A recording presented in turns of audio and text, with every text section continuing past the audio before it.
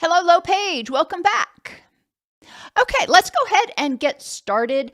I know not everybody is here yet, but not everybody really cares about hearing the objectives. And I want to make sure I do my best to get through the presentation in the hour allotted.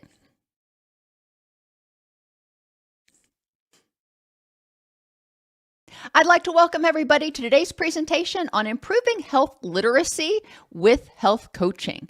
I'm your host, Dr. Elise Snipes.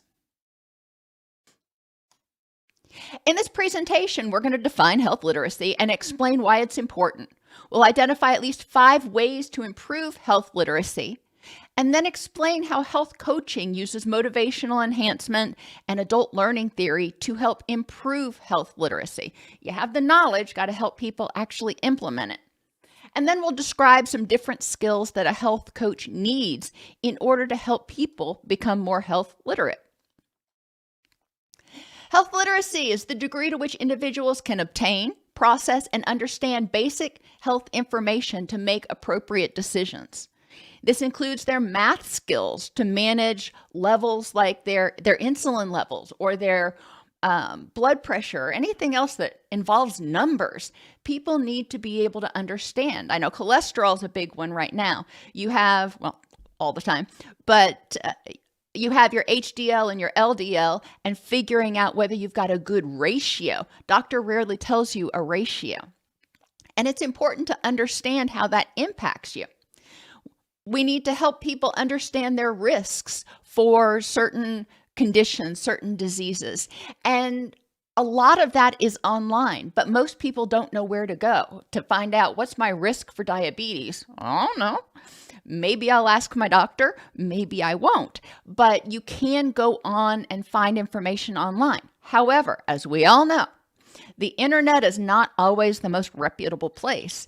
So it's important that we help people figure out how to discern what a reputable site is versus one that's not so much. Math skills help people measure their medication. If they need to have 1 teaspoon or something and they've only got a half teaspoon handy, then they may be able to figure out how to double that in order to get what they need.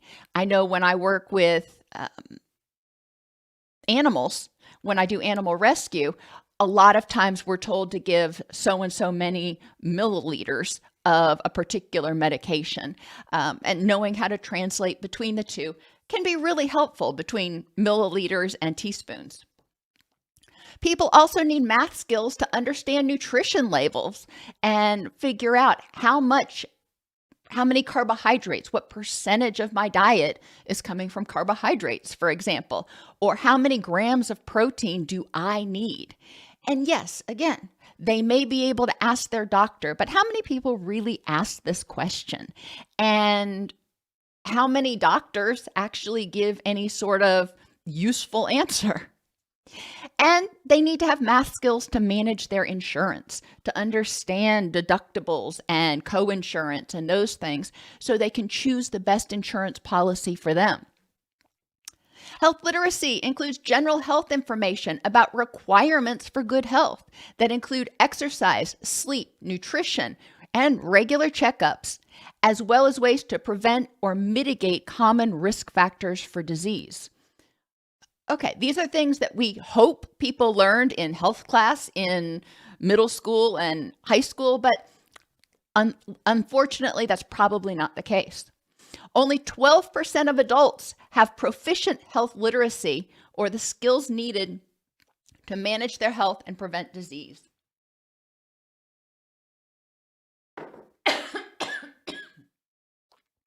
Sorry, y'all. Hopefully, I'll get over this cold pretty soon. Health literacy, which is what a person needs to know and how to help them understand and use that information. I can have all the knowledge in the world, but if I don't know how to actually implement it, it ain't going to do me any good. So the ability of people to translate knowledge into practice means that is dependent on the communication skills of the lay people and professionals that teach it to them. A lot of times doctors will talk in doctor speak, and because of white coat syndrome or whatever reason, people may just nod their head and go, uh-huh, okay, fine, and not understand a daggum thing that was said. So it's important that we are able to communicate efficiently and effectively with the populations we serve. If you're working with somebody who's traumatized or who has dementia or who is stressed out and just has a lot of stuff going on, one of those communication skills may be making sure that we write it down.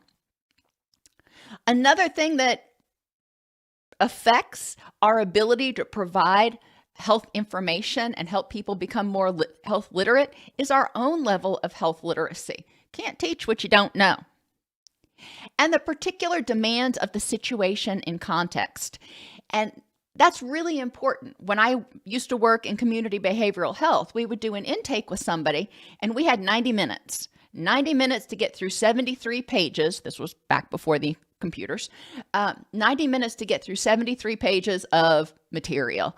And so there wasn't a lot of time to provide a lot of information, even though it was important. And one of the things that we did was create some handouts that had bullet points, brief, understandable information that we could hand out to everybody that attended to a lot of the things that a lot of the people we were working with were dealing with. So we were providing them a handout. Is giving them a handout the best course? Heck no. But it was better than nothing. And then when they came back, we could help them figure out how to access those resources if they needed to. Health literacy affects people's ability to find information and services. As I mentioned earlier, if they don't know what a reputable source is, then it's going to be hard to sort through and figure out what's true information and what's hogwash. And to find services, it can be really hard to find services. And I mentioned before this class started, some people will go to United Way 211 or information and referral, and that is a good place to start. However, the only people or the only agencies you'll be connected with through 211 are the agencies that are in their database. Their database is minuscule compared to Google. I encourage people, if they're looking for particular resources, to also do an internet search to find out the resources that are close to them. Health literacy affects people's ability to communicate their needs and preferences and respond to information and services.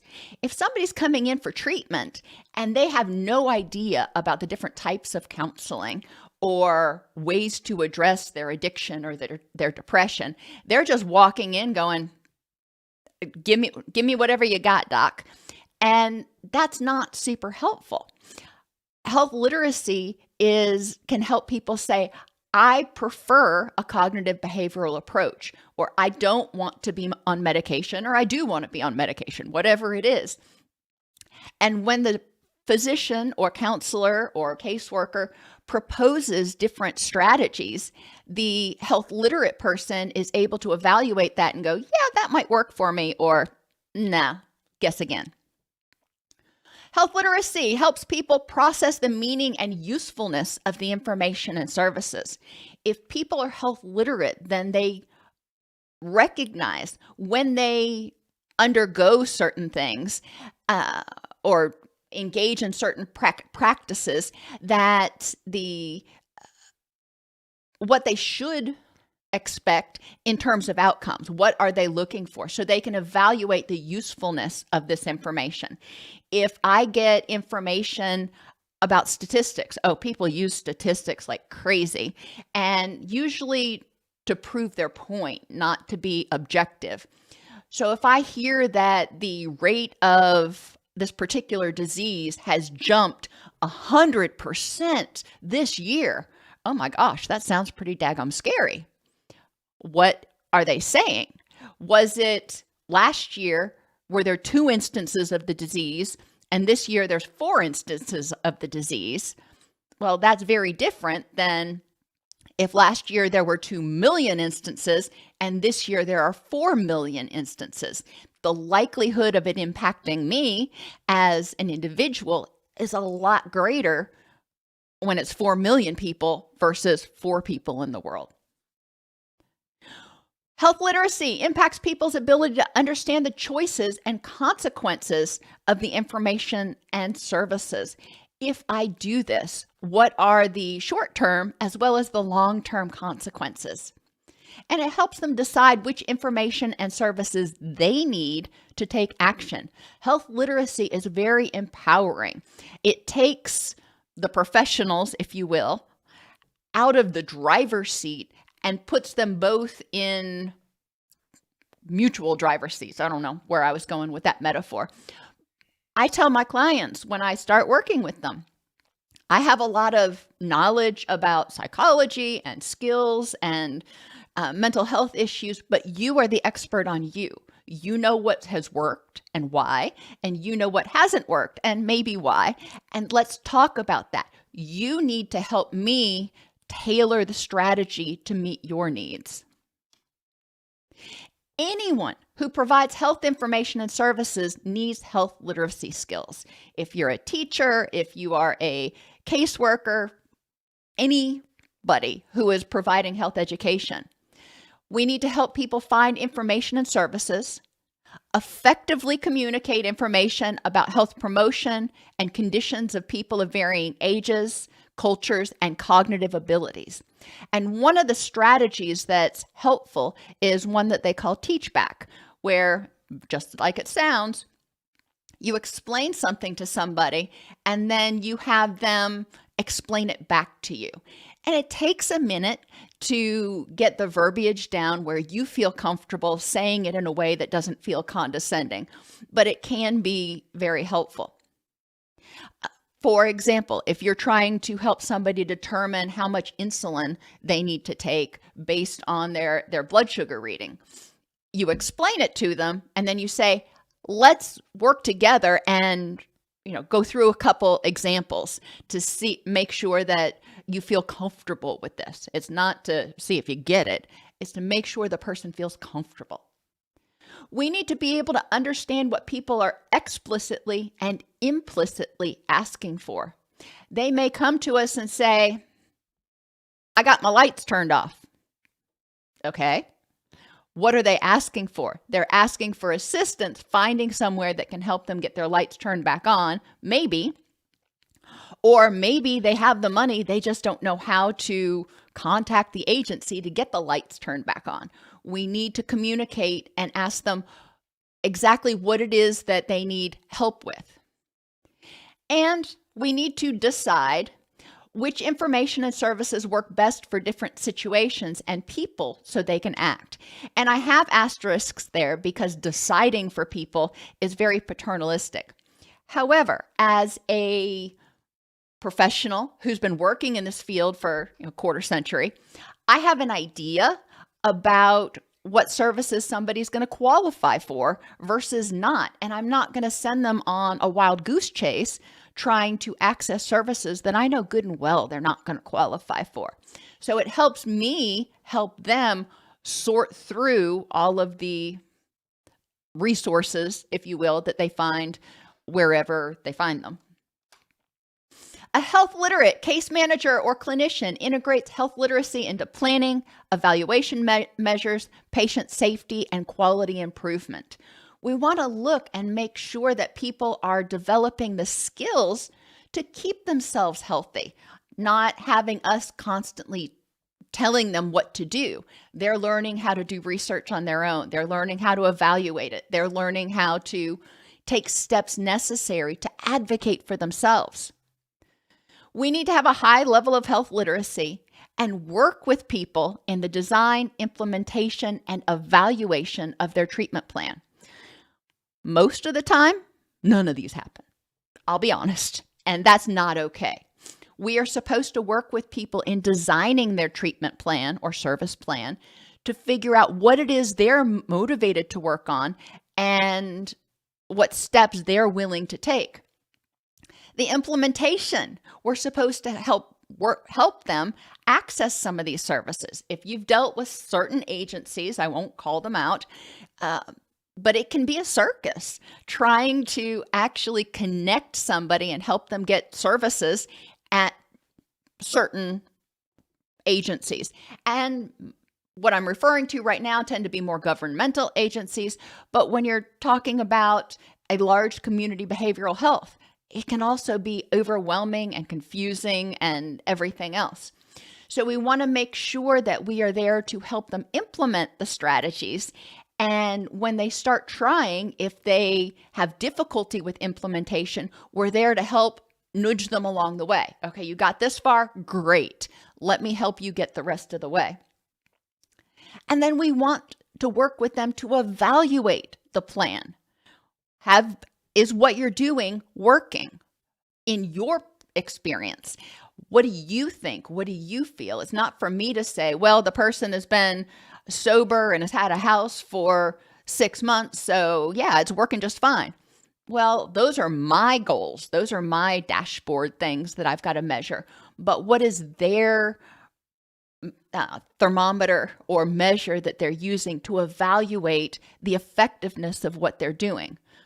Said another way, when they look at what they've been doing in their service plan, how is it helping them work toward their rich and meaningful life? We need to use health literacy strategies in communication and confirm understanding. And that doesn't mean asking, so do you understand what I just told you? Because a lot of people are going to say, uh-huh. Sometimes they may truly believe that.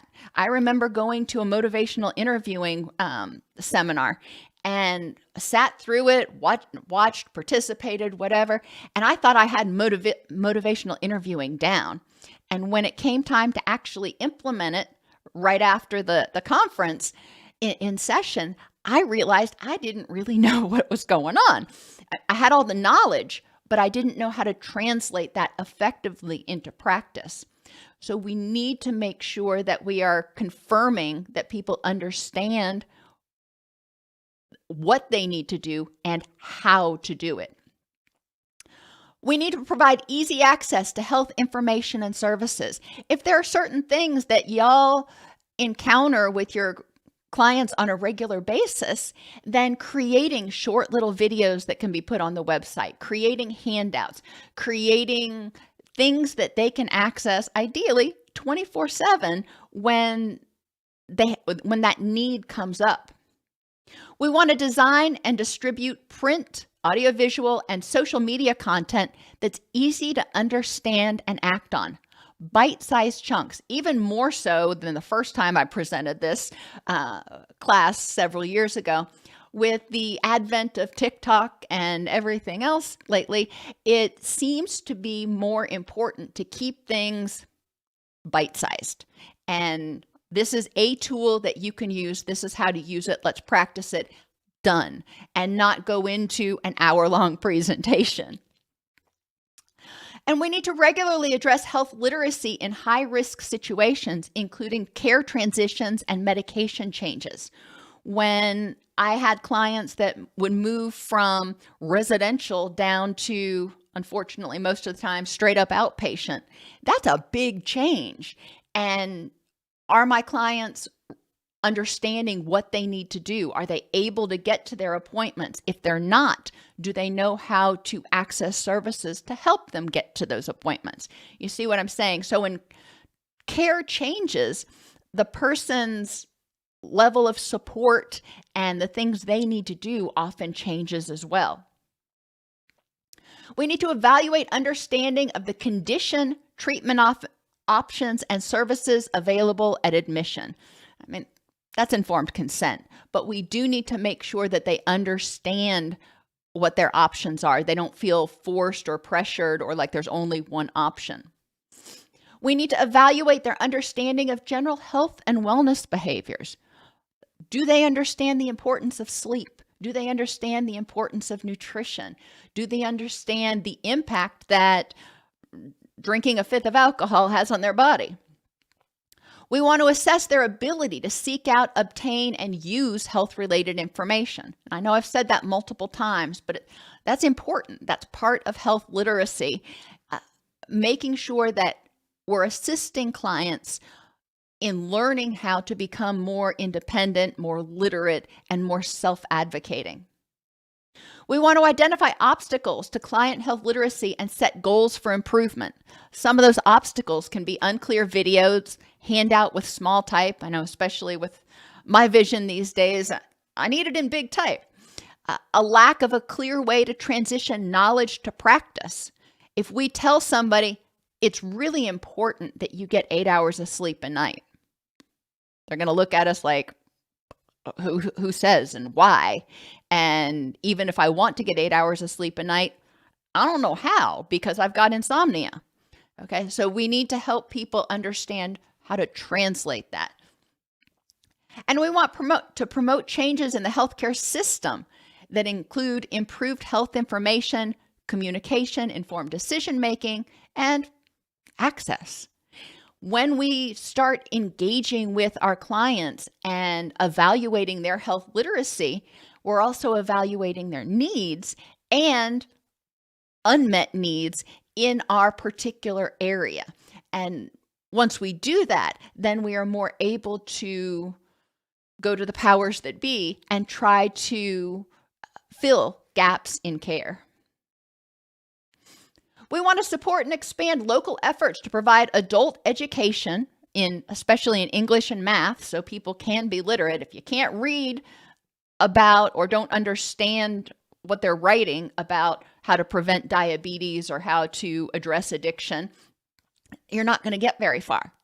And as I mentioned earlier, if you can't do basic math, that also may be a hurdle in implementing a lot of these strategies. And we need to make sure it's culturally and linguistically appropriate in the communities that we serve. If you work in a community that has a lot of people who are Spanish speaking, then we need to make sure that we've got some resources that are presented or translated in Spanish. We want to support efforts to provide services in people's native languages and build partnerships, develop guidance, and change policies. Well, that's not just you. We want to advocate for improving health literacy across the board. Schools, churches, community centers, doctors, helping people understand, just like we're talking a lot about trauma-informed care these days, helping people understand what their clients, just use that term generally, what their clients need, whether it's their parishioners or their students or whatever, in order to become more health literate and in order to access services necessary for health literacy. And we need to advocate to increase accuracy of health information in all media programming. If you see something that comes up that is just blatantly wrong, it is important to consider contacting that agency that put that out and say, where'd you get this from? Good resources are accurate, accessible, and actionable. The 3 A's: accurate, accessible to the person, both in a language that they understand and also in a format that works for them, and actionable. All right, well, I'm at risk for this particular disease. That's scary. Now, what do I do to reduce my risk? I can get better sleep. I can eat better. I can do whatever. But it may indicate a potential issue, but it also provides 1 to 3 actionable steps that a person can take. Now, if I say, in order to prevent disease, you need to improve nutrition, again, we're falling short because most people have no clue what good nutrition looks like. So we would need to be more specific about what they can do in order to improve their nutrition. We need to use plain language instead of technical jargon or confusing statistics. And talked about numbers earlier. Organize information so that the most important points come first.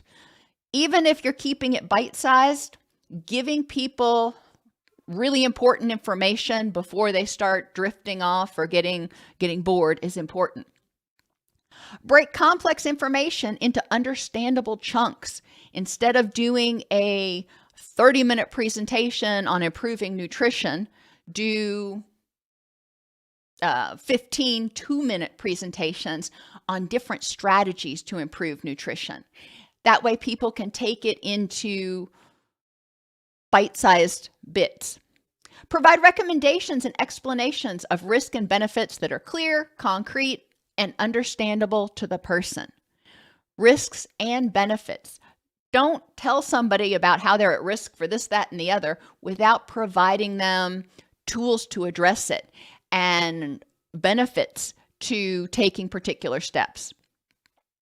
And there's a focus on translating information from increased awareness to specific steps for action and behavioral changes. You want to improve your sleep? Great.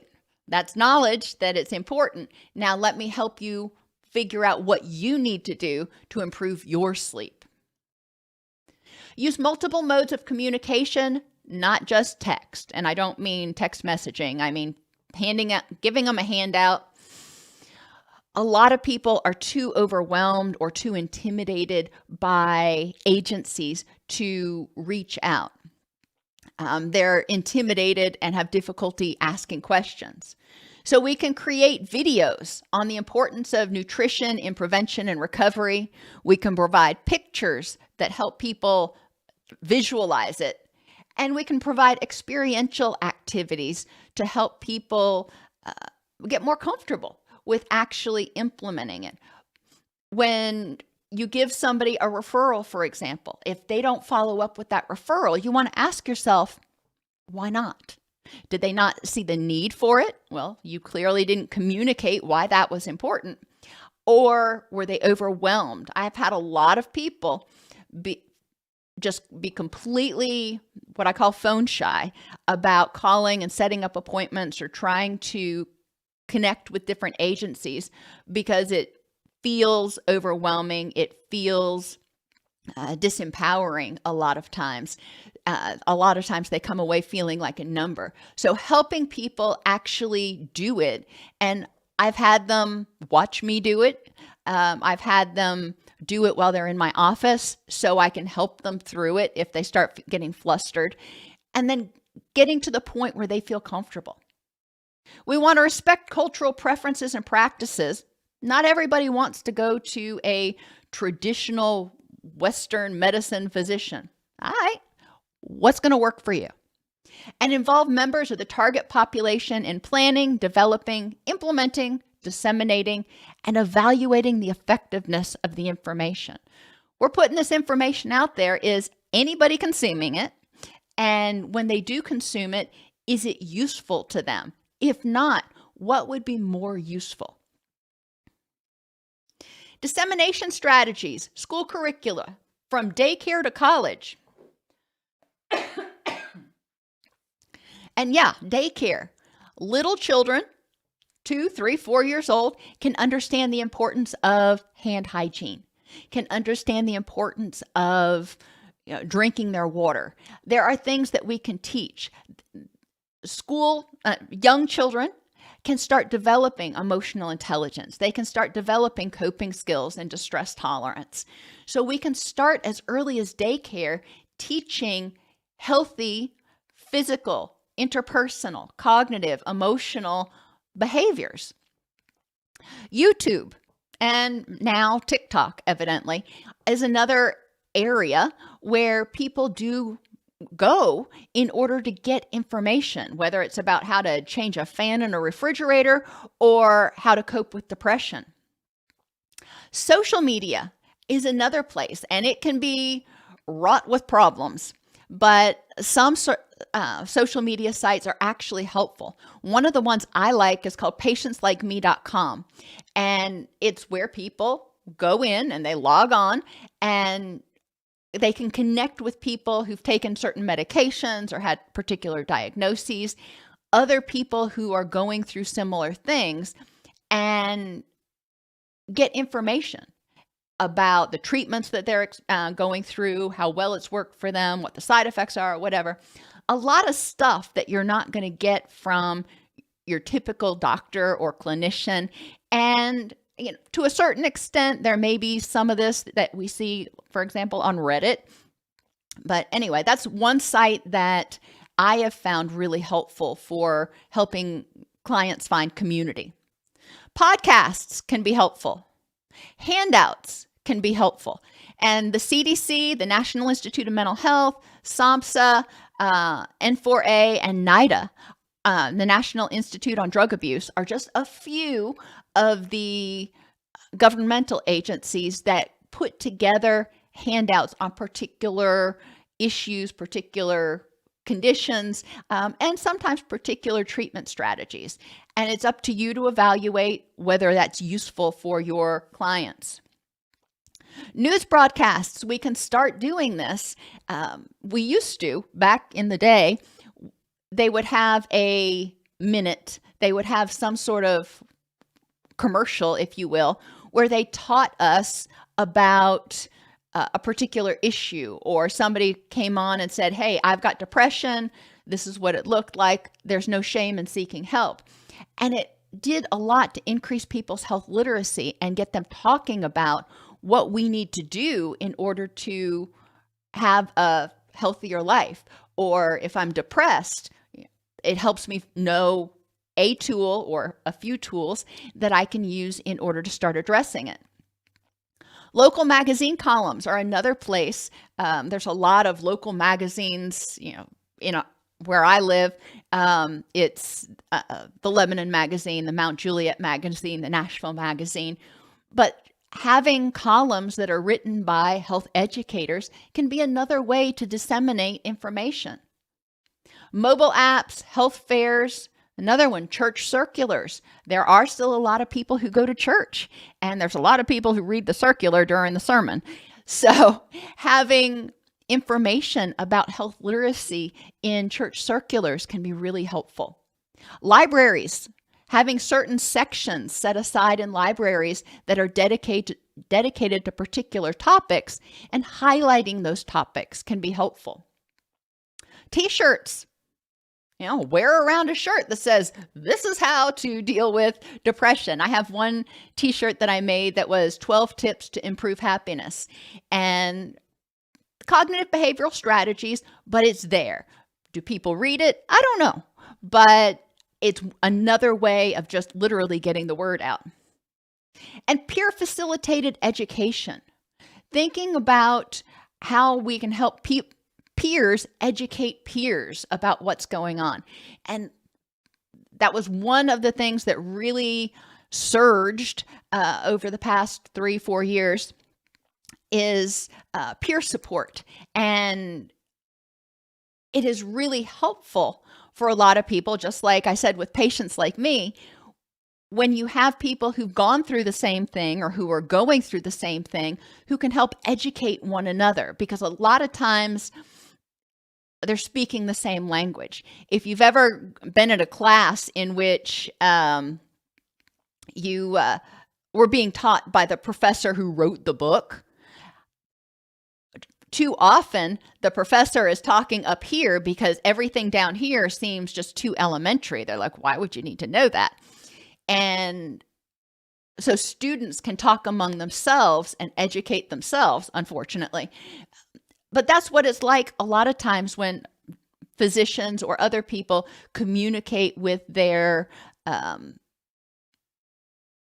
clients. We assume knowledge that they don't have. What do people need to know? Basic health promotion behaviors and how to implement them. Basic health needs by developmental stage. What does a 2-year-old need versus a 22-year-old?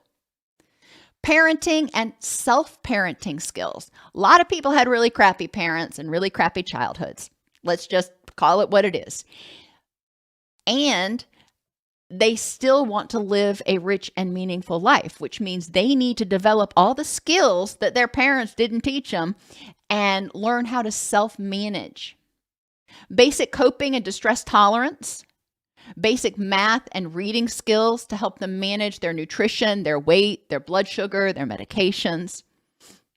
Basic reading skills to manage and help them learn about health problems when they arise. Time management skills, And communication and assertiveness skills, including self-advocacy. If you're working with somebody, you may be great at providing health literacy information, but the 6 other providers they're working with, not so much. So helping them learn how to communicate assertively what they need, advocate for themselves with those other providers, goes a long way. You can't teach everything, and you don't know everything. People need to know how to identify and mitigate risk and enhance protective factors for the development of mood disorders, addictive behaviors, stress-related health conditions, including adverse childhood experiences. They need to know how to access accurate, understandable, health-related information to identify wellness behaviors, as well as symptoms of mental health, addictive, or physical health problems. So people can identify early on that, hey, I may be starting to develop depression. I may be starting to develop an addiction. What do I do? Instead of waiting until it's this full-blown thing that's going to be a lot harder to address and treat. People need to know how to identify community-based resources like support groups, housing, medical care, dental care, transportation, childcare, respite services, etc.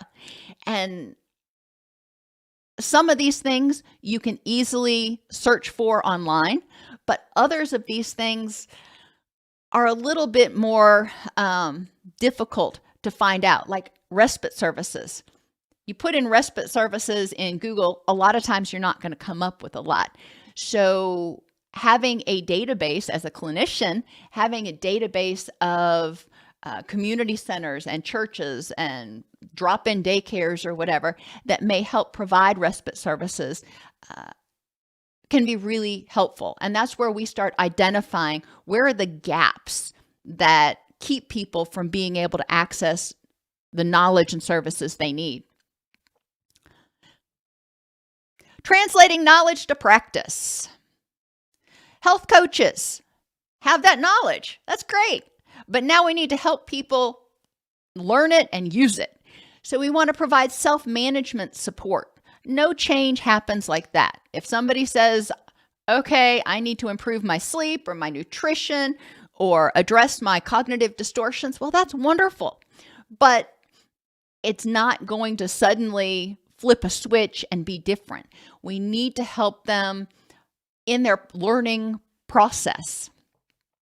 We need to educate clients about the steps in that learning process and that change is not going to happen like a light switch. That's okay. We want to look for progress, not perfection. Health coaches can bridge the gaps between clinicians and patients. If they go into their endocrinologist and get a whole bunch of gobbledygook back, the health coach can look at the treatment plan and say, okay, let me break it down for you. I mean, ideally, the endocrinologist would have broken it down, but we can help patients navigate the healthcare system and offer support and encouragement. A lot of nurses, while I'm on this topic, a lot of nurses are also health coaches because they pick up where the doctor left off with jargon. Significant improvements in one or more of the following have been seen with health coaching: nutrition, physical activity, weight management, exercise frequency, perceived social support. This is really important because loneliness is a huge issue these days. Patient engagement and activation, that means their motivation and actually implementing stuff, and medication adherence. So health coaching can be super useful and serves as what we may call a therapist or clinician extender. So the doctor or the therapist isn't constantly having to check in with people, and there's somebody that they can reach out to between appointments. Common features of effective programs are goal setting, motivational interviewing, and collaboration. If you are the health coach, then you may be serving as the case manager or single point of contact. So you want to know what are the treatment plans from all these different providers and help communicate with them. Hey, I know you want Sally to be doing this, she's not understanding how to make that happen. So what do we need to do in order to help her translate it? Adult learning theory. Now, if you work with kids, that's slightly different.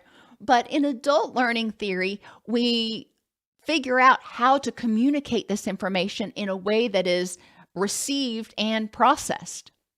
We provide explanations of why specific concepts are being taught. Why do I care about nutrition? Why do I care about health literacy? We ensure that learning is connected to their health goals. We want to, what they say, make room for meaning. We want to say, nutrition is important, and this is why it's important to you based on your goals for your rich and meaningful life. We want to use self-assessments to assess different levels of prior experience and education. If somebody is a registered dietitian, you don't want to start telling them about what a serving size is. That's annoying and condescending. So we do want to make sure we're meeting the person where they are in terms of knowledge, skills, and abilities. Remember, prior learning will be the filter with which they conceptualize new information. If they've been told that this particular condition is manageable but not ever curable, then that's how they're perceiving what you're talking with them about. And maybe that's accurate, maybe that's not.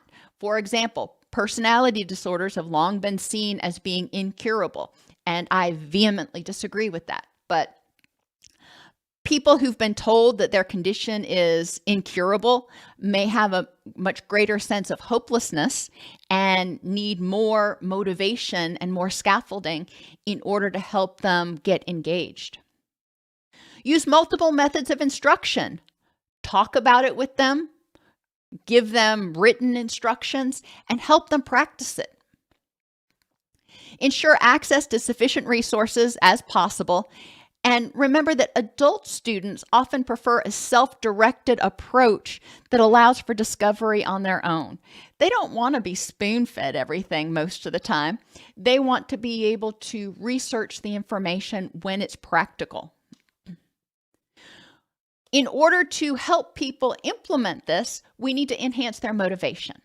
And I have lots of videos on motivational enhancement and goal setting, so I'm only going to kind of skim over these things. But it's important to understand the more areas, the more pieces of their life that you're improving their motivation, the more motivated they're going to be. Physical motivation.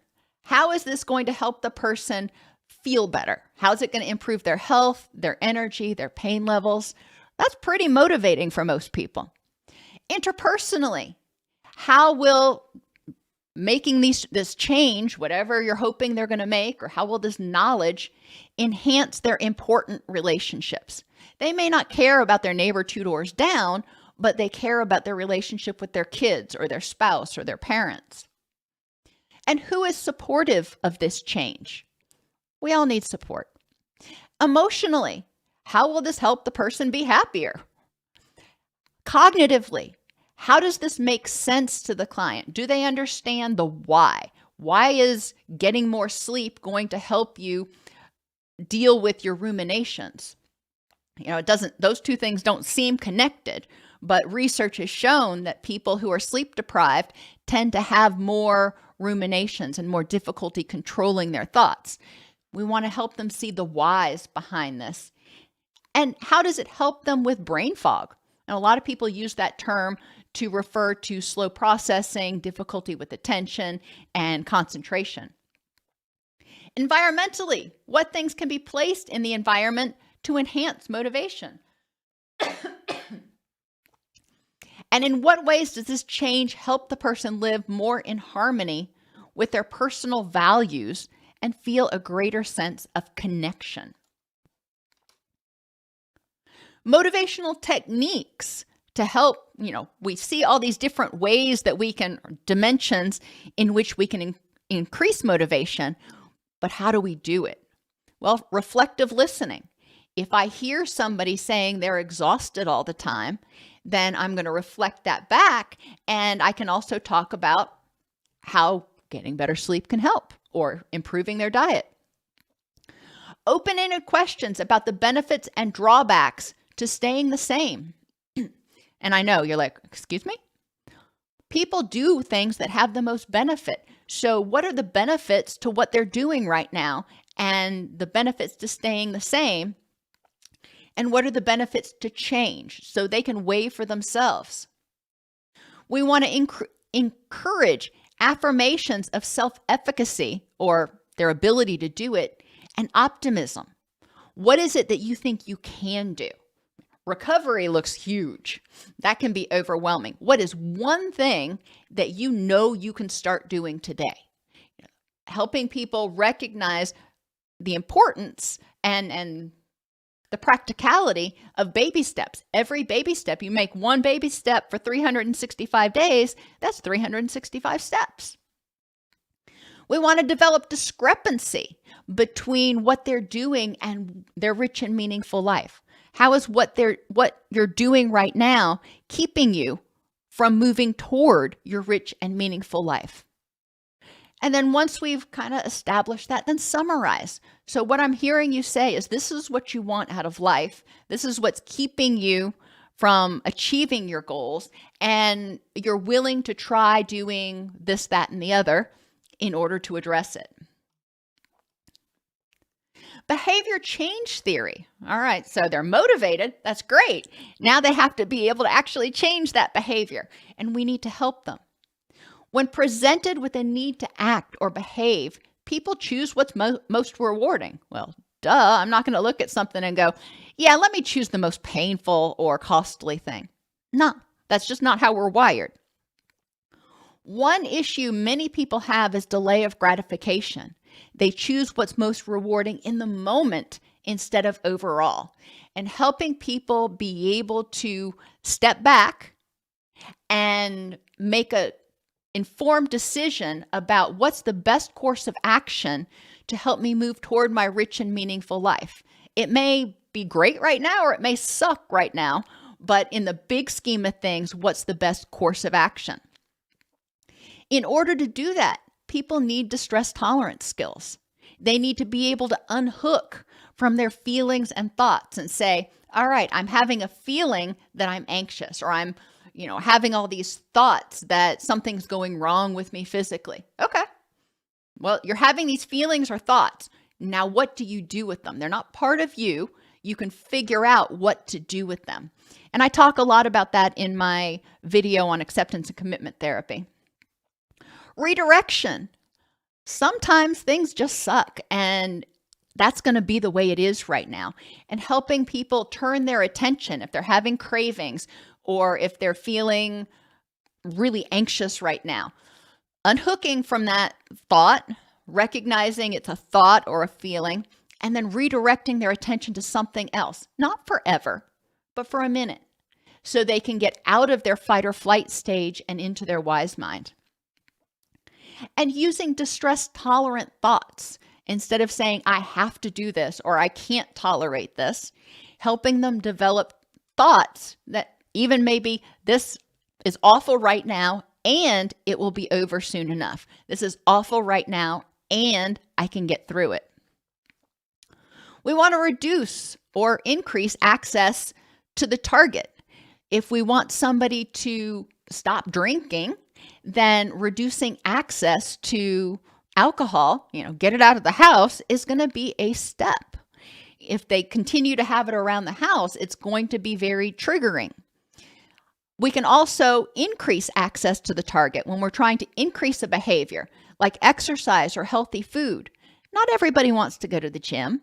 Not everybody has a place where they can go out and easily exercise walk. So what can they do? If they want to exercise, can they watch videos on YouTube or on Netflix or something of exercise? Helping them figure that out. And then add stimuli to the environment, things that are going to remind them to engage in the new behavior. Rewards or reinforcers encourage a behavior to be repeated. Positive rewards mean you're giving me something. I do it and I get a reward. I go to work, I get a paycheck. Negative rewards, negative reinforcement is not negative at all. Negative reinforcement means I'm taking away something unpleasant. If you clean your room, you don't have to eat your broccoli at dinner tonight. Woohoo! Kid's going to clean his room. And it's important to understand that rewards can come from getting something or getting rid of something unpleasant. Consequences or punishments discourage a behavior. And it's easier to change behaviors with rewards because people move towards what's rewarding than to completely rule with consequences, because if there's a consequence for it, okay, I may stop doing it, but what am I going to do instead? And stimuli prompt a person to engage in a behavior. Remove unhelpful stimuli like the alcohol. Get it out of the environment. And then add helpful and motivating stimuli. If I have an urge to drink, if I'm having a craving to use, it's not in the environment. Okay, that's good. And what can I do to get through this urge, this craving? Some people have a big book. Some people have a Bible. Some people call a friend. What is it that you're going to put in your environment that's going to help you? Help people define their rich and meaningful life. Who and what things and experiences are important to you? If things were changed, if you were healthy, what types of things would you be doing or not doing? What are the most important elements in your vision? Why are these elements important to you? How are they actually going to improve your life? Which one do you want to work on first? On a scale of 1 to 5, what is your level of confidence you can achieve this? If they say it's a 5, great. Tell me why. If they say it's a 1, okay, tell me why. And let's see what would need to change in order to help you feel like you're at least a 3. What types of assistance might you need in achieving your goal? And KSA stands for knowledge, skills, and abilities. Knowledge of the issue, the skills to address the issue, and the ability to translate those skills into actual practical, useful stuff. What obstacles do you anticipate and how can you deal with them? There's going to be obstacles. And the only obstacle may be, I don't wanna. Okay, there are going to be days you don't wanna. How do you deal with it so you do it anyway? And what strengths and resources do you have that will help you accomplish these goals? People can visualize goals using pictures, collages, scrapbooks to help them see, their destination, where they're going. They can use push notifications to give themselves encouragement and to remind them why they're doing this. They can use narratives or journaling. With narratives, I say write the chapter. Okay, you're closing this chapter. You are no longer going to be drinking alcohol, or you are going to start in this next chapter, you're going to start addressing your depression. All right, write that chapter for me. What does this chapter hold for you? What are you giving up? What are you using? And that helps some people get a more concrete idea about what they're going to do. And then encourage people to reflect on the day every day. What went well? What didn't go so well? What helped you move towards your goals? What might need to be improved on a little bit? Some people are not down with the whole narratives and journaling. That's okay. I'm not either. Charting can be super helpful. Making hash marks of their progress. Did you do this? I had cravings today. All right. Well, it happens. How many cravings did you have? How many cravings did you give into? And people can start keeping a hash mark chart so they can see their progress. Even if it's only going down a little bit every day, it's still going down. And mental imagery. I encourage people to use mental imagery when they are going to bed, because right before you fall asleep is actually when your brain is most primed to learn new information. Envisioning their rich and meaningful life, envisioning whatever it is they're working on and doing it successfully tomorrow can actually help start priming and pre-programming the brain. As I mentioned, with goal setting, KSAs are your knowledge, skills, and abilities.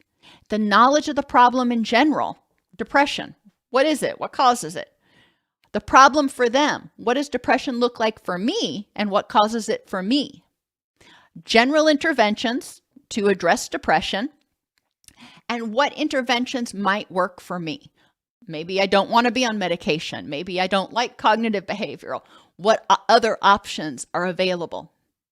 Skills help the person demonstrate awareness and effective use of skills at appropriate times. And this is more of sort of rehearsal and practicing.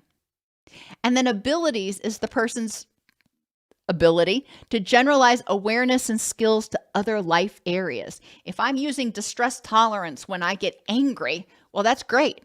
And then if I can start using distress tolerance when I feel anxious, when I'm in pain, when I'm having these other things, that's generalizing, making it more abilities. Behavior change examples. Emotional eating. A lot of people have it. Food is associated with pleasure and happy times, or sometimes just emotional numbing.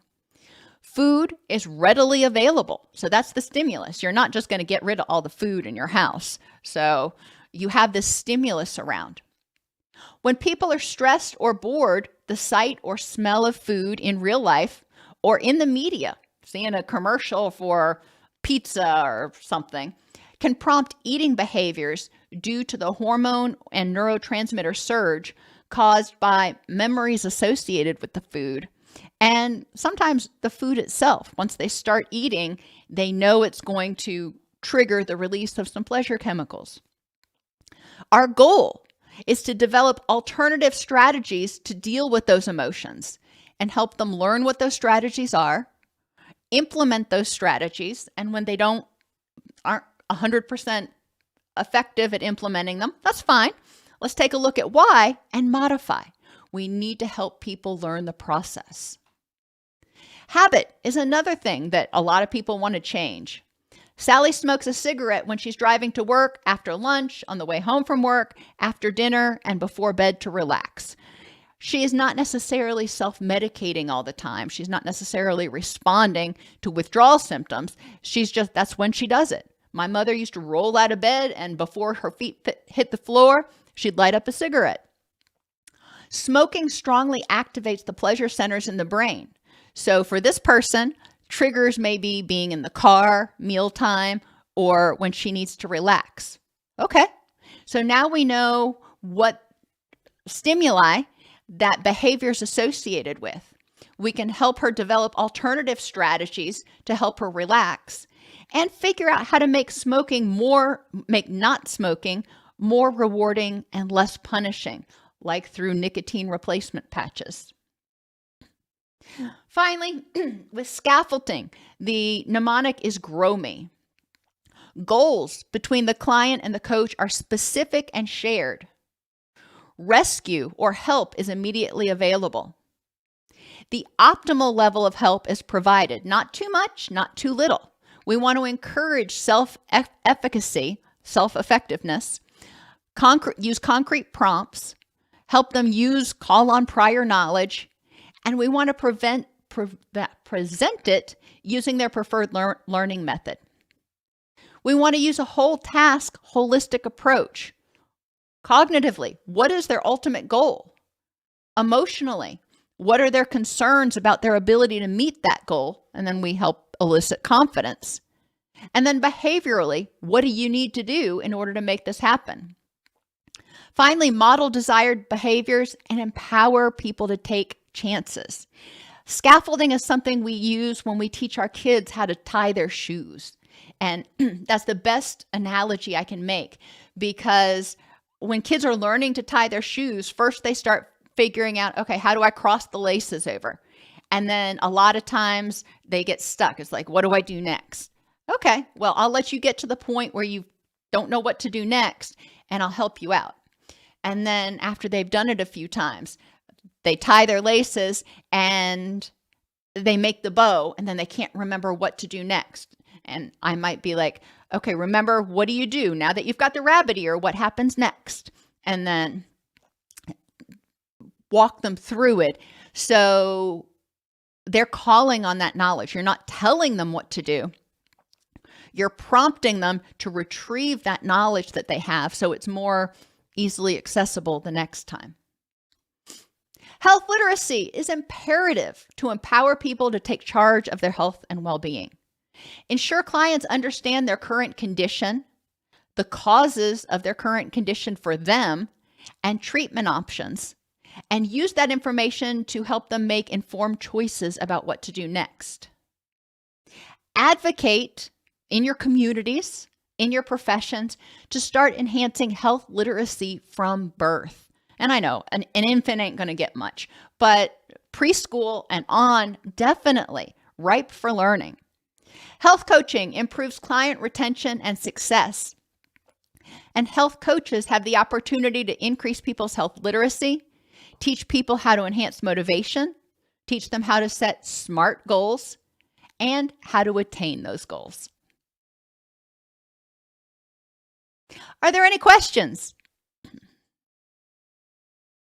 Hey, Rookie Jay, glad to see you.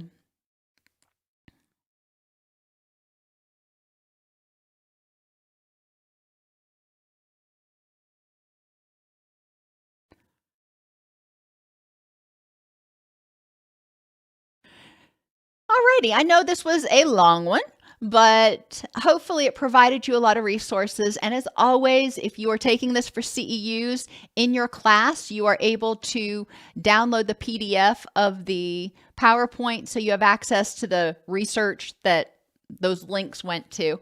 And you also can peruse everything that we went through, because I know I went through a lot in this past hour. Everybody have a great day.